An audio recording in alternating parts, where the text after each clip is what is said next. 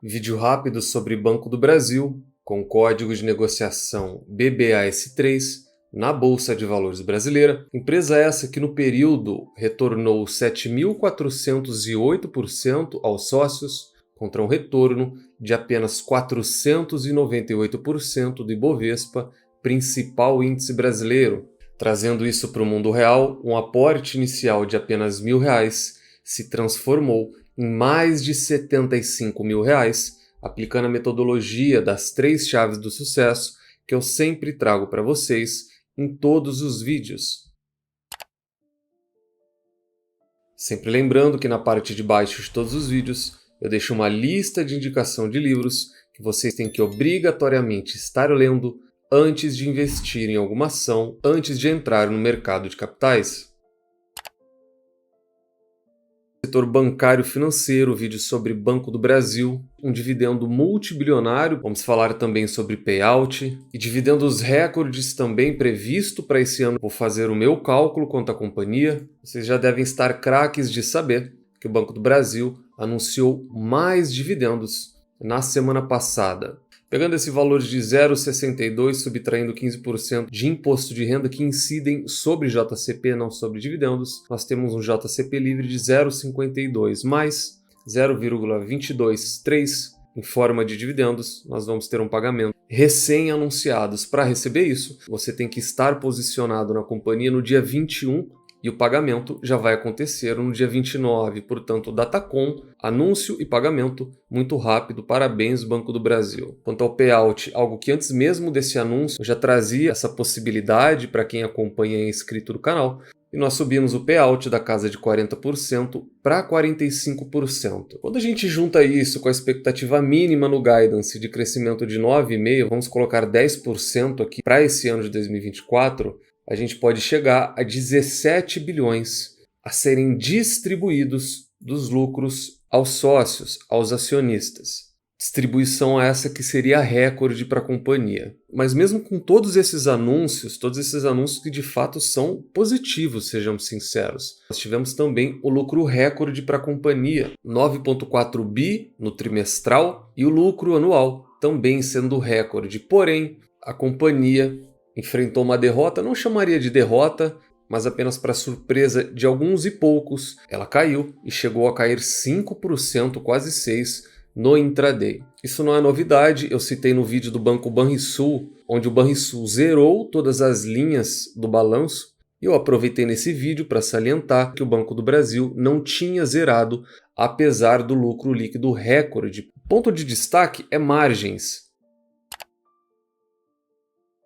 E é um pouco disso que a gente vai falar agora. Informações oficiais da companhia: sempre acessem o RI de todas as suas investidas, um lucro de 35,6 bilhões e, como eu acabei de informar para vocês, na minha avaliação, o principal destaque do Banco do Brasil foram as margens. O trabalho em cima de margens, o trabalho em cima de eficiência, o trabalho em cima da carteira de crédito foi sensacional. Esse, sem dúvida alguma, é o maior destaque positivo de 2023 do Banco do Brasil. A carteira de crédito cresceu 10% e o PDD é mais um ponto negativo que eu vejo pouca gente citar. Eu também esperava uma inflexão agora para o Banco do Brasil, no caso para todos, só que ela não veio. Você vê um crescimento brusco de 82% de 22 para 23, só que talvez nós pudéssemos ter algum alívio quando a gente olhasse trimestral. O que nós tivemos, ou lateralização em algumas linhas, ou crescimento.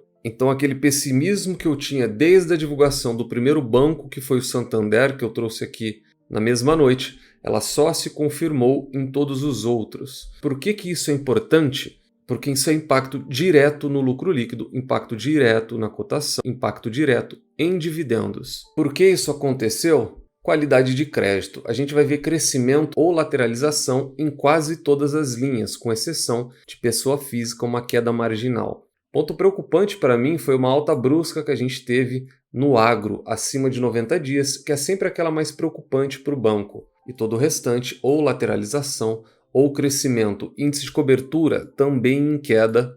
Isso é ruim, porém nada alarmante ainda.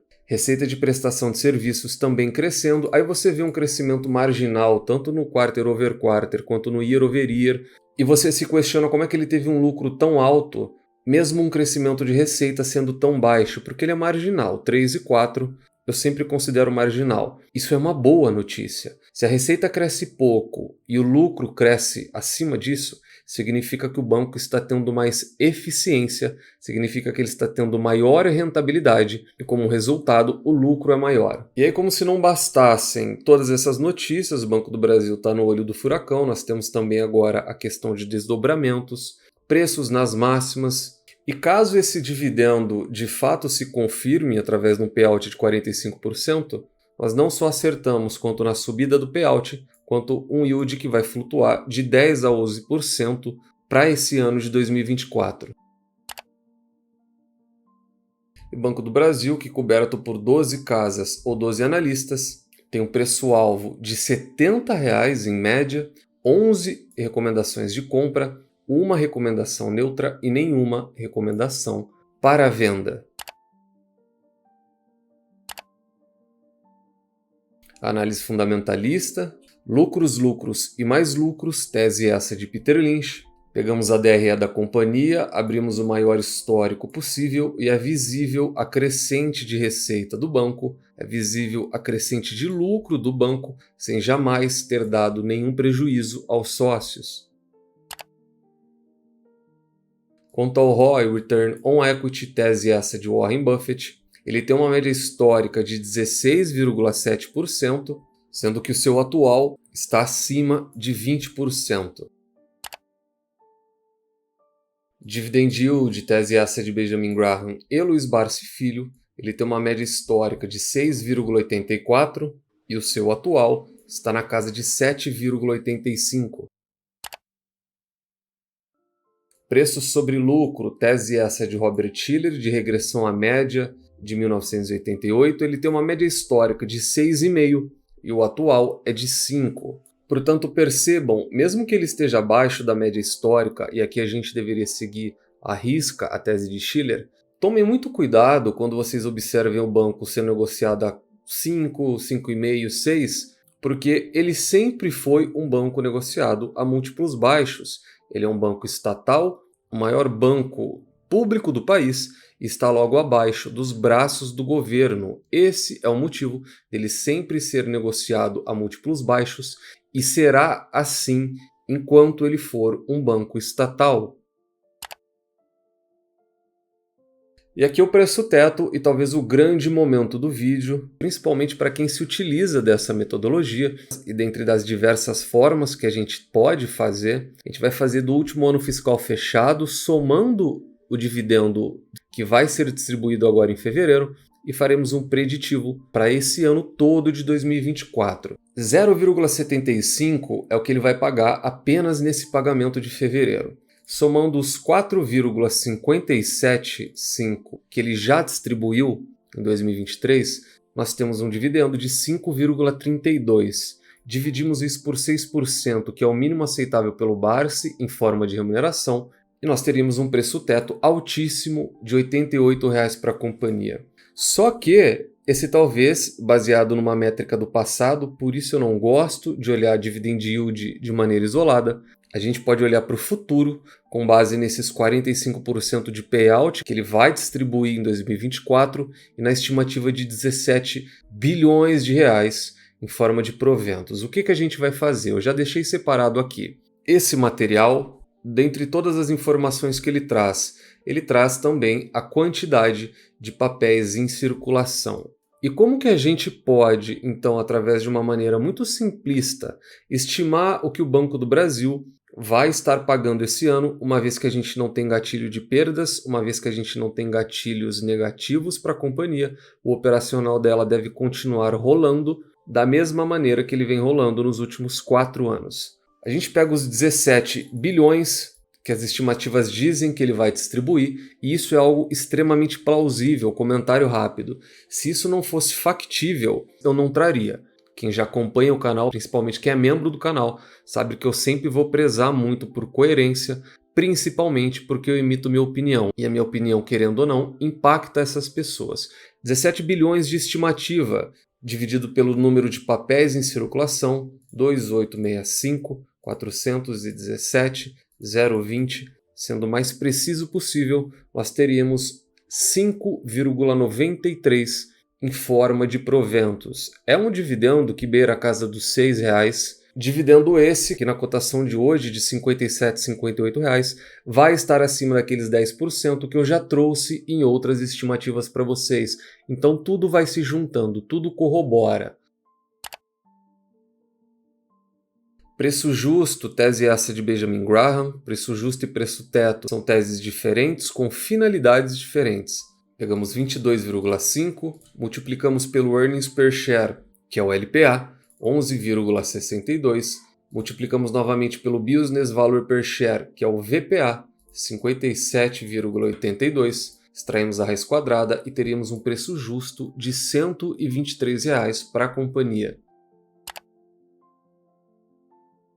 Gerenciamento de risco esse, pessoal, individual e intransferível, portanto falamos de Banco do Brasil, uma empresa do setor bancário financeiro, e ela obtém para mim nota 4. Considero ela uma ótima empresa, sempre lembrando que notas 3, 4 e 5 são boas, ótimas e excelentes empresas, respectivamente. Pontos positivos e negativos da companhia. Pontos positivos não faltam. Maior banco público do país, extremamente perene, extremamente capaz, está aqui há mais de um século e provavelmente estará aqui por mais séculos. Uma rentabilidade atual, e eu tenho que pontuar isso, atual, de excelência, uma rentabilidade que se coloca ao lado ou supera até mesmo bancos privados, e é um excelente pagador de dividendos, de juros sobre capital próprio, de remuneração ao acionista. O Banco do Brasil eu sempre coloco para vocês que está entre as 3 melhores empresas, na minha opinião,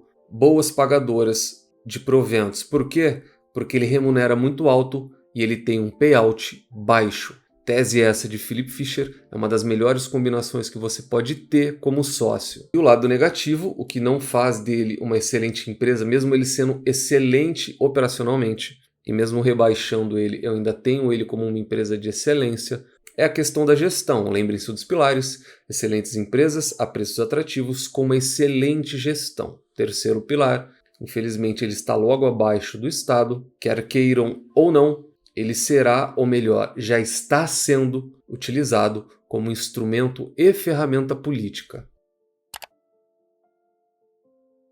Portanto, hoje falamos do Banco do Brasil, uma ação que nos últimos 12 meses teve uma alta de 54%, está em suas máximas históricas.